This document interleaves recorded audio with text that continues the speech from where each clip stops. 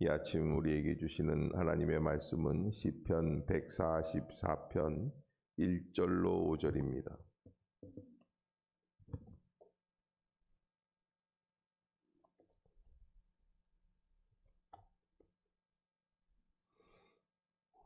시편 144편 1절로 15절 우리 한 절씩 교독하겠습니다. 1절로 15절. 나의 반석이신 여호와를 찬송하리로다. 그가 내 손을 가르쳐 싸우게 하시며 손가락을 가르쳐 전쟁하게 하시는도다.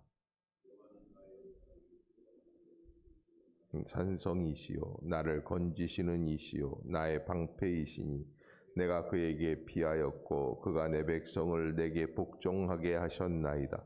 여호와여, 사람이 무엇이기에 주께서 그를 알아주시며 인생이 무엇이기에 그를 생각하시나이까. 헛것 같고 그의 날은 지나가는 그림자 같으니이다. 여호와여, 주의 하늘을 들이우고 강림하시며 산들에 접촉하사 연기를 내게 하소서.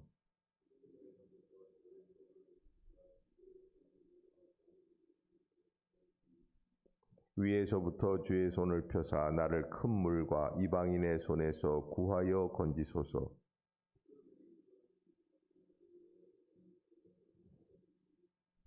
하나님이여, 내가 주께 새 노래로 노래하며 10줄 비파로 주를 찬양하리이다.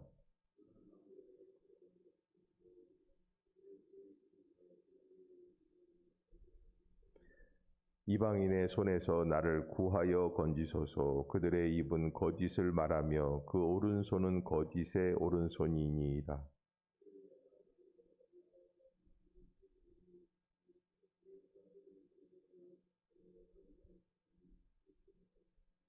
우리의 곳간에는 백곡이 가득하며 우리의 양은 들에서 천천과 만만으로 번성하며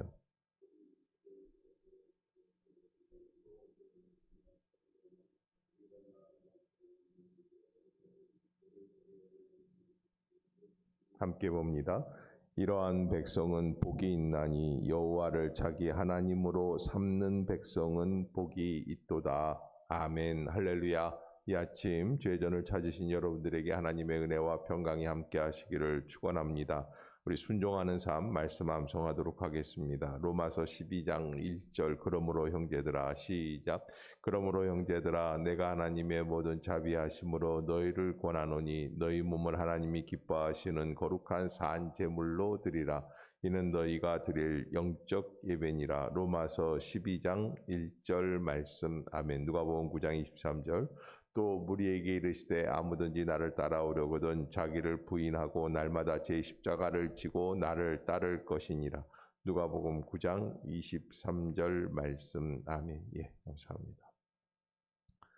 자, 오늘 시편 144편은 우리가 잘 이해해야 될 것이 전반부와 후반부의 내용이 조금 다르게 느껴지는 그런 시편입니다. 그러나 전체적으로 봤을 때 이것은 국가를 통치하는 한 지도자의 간절한 하나님에 대한 기도의 간구다. 이렇게 볼 수 있습니다. 이게 통치라고 하는 것, 국가를 통치한다는 것, 참 보통 일이 아닙니다. 오늘 새벽에 1시에 박원순 서울시장이 죽은 채로 발견이 되지 않았습니까? 그런데 그런 모습들을 볼 때, 야, 참 사람 사는 게 얼마나 힘이 들면 그런 큰 권력을 가진 분들도 그렇게 죽는구나. 고민 속에 죽는 것이죠. 누가 옳고 누가 그르고 죄가 있고 없고는 아무도 모를 것 같아요. 서로 어떤 중상모략 가운데 어떤 일들을 당하는지는 우리는 알 수 없죠. 그러나 한 가지, 쉬운 일이 아니라는, 살아가는 게, 한 사람의 인생이 사는 것도 쉬운 일이 아닌데 한 나라를 통치하고 한 국가를 이끌어갈 수 있는 것은 보통 일이 아닌 것입니다. 그런데 그런 의미에서 오늘 다윗은 하나님 앞에 간절한 마음으로 기도하고 있습니다. 그래서 국가를 보호할 수 있는 가장 큰 틀은 전쟁에서 이기는 거예요. 그래서 많은 지도자들이 국방력을 키우는 거 아니겠습니까? 그런데 오늘 본문에서 1절에 보면은 1절부터 8절까지에 보면은 전쟁에서 이기게 해달라는 간구예요.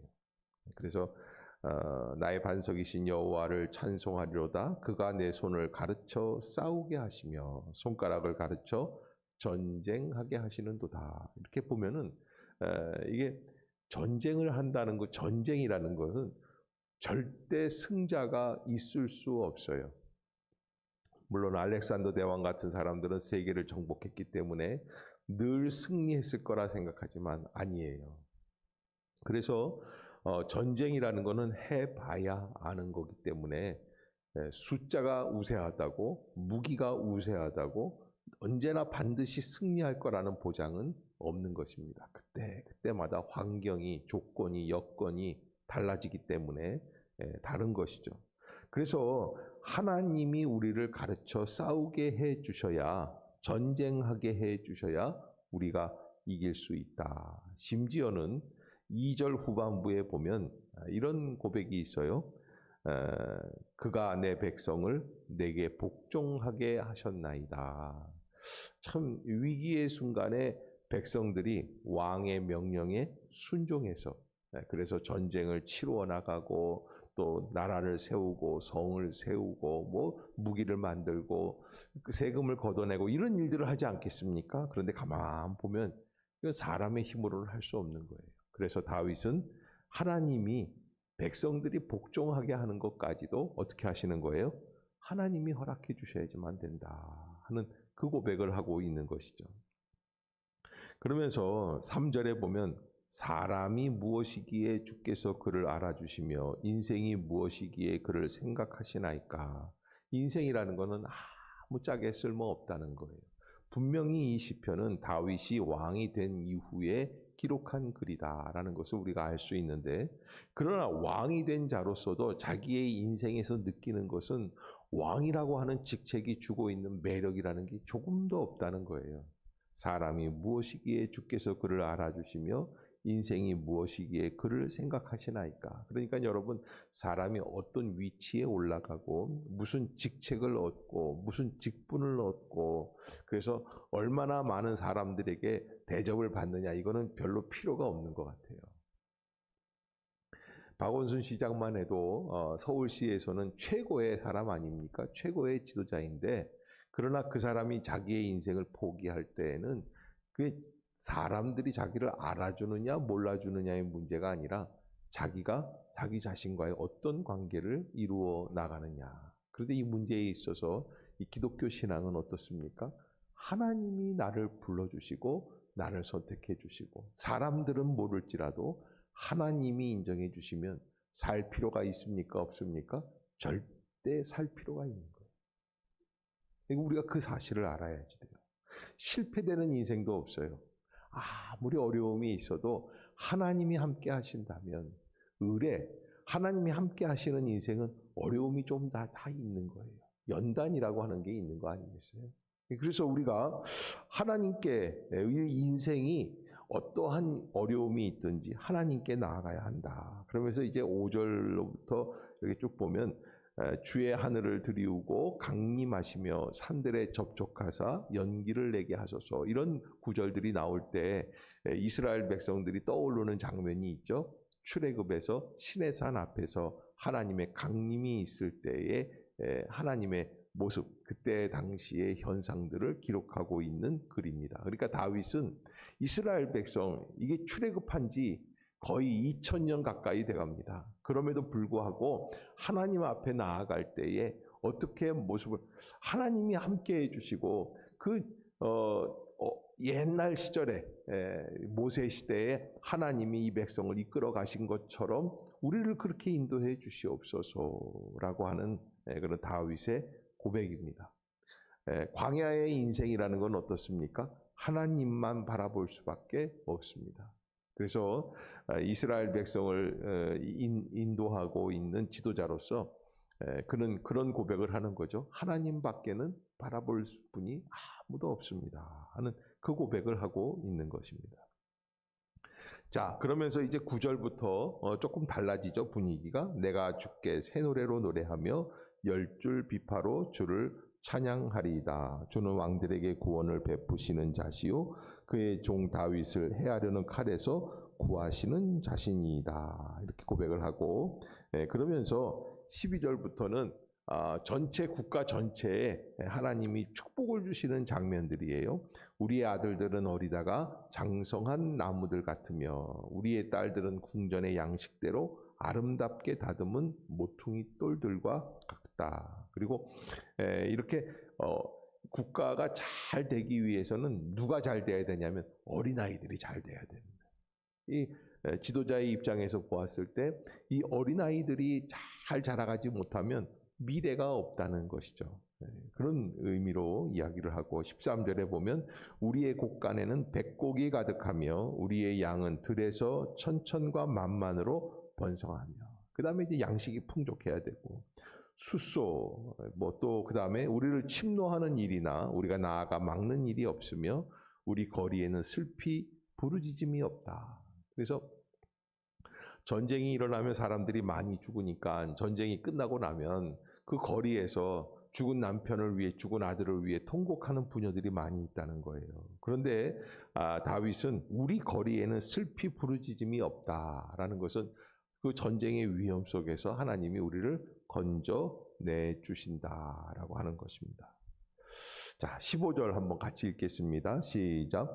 이러한 백성은 복이 있나니 여호와를 자기 하나님으로 삼는 백성은 복이 있도다. 아멘. 그래서 결론적으로 이야기할 때 어떻게 해야 하나님 앞에서 복을 누리며 살아갈 수 있다라는 겁니까? 하나님의 백성이 될 때, 자기 하나님으로 삼는 백성, 여호와를 자기 하나님으로 삼는 백성. 따라해 주시길 바랍니다. 여호와를 자기 하나님으로 삼는 백성. 우리는 철저하게 그런 중심으로 나가야지 되겠다. 오직 하나님만이 우리의 왕이시고 우리의 목자가 되신다.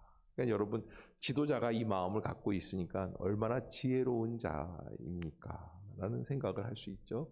그러니까 여러분 우리도 하나님 앞에서 여호와를 자기 하나님으로 삼는 백성, 진짜 복이 있다. 이 결론입니다. 우리의 오늘의 결론도 이 한 주간의 결론도 여호와를 자기 하나님으로 삼는 백성들 복이 있는 줄로 믿습니다. 기도하겠습니다. 사랑의 하나님 아버지 은혜를 감사합니다.